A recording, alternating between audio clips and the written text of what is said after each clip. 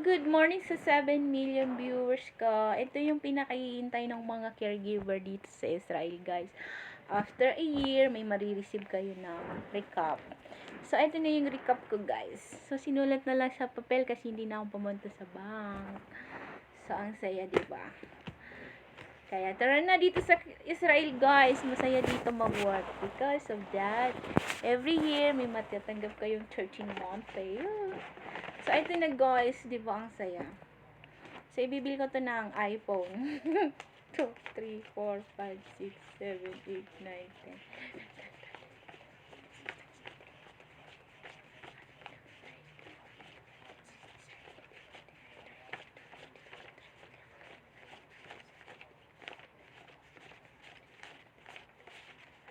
47, guys. 9,407, guys.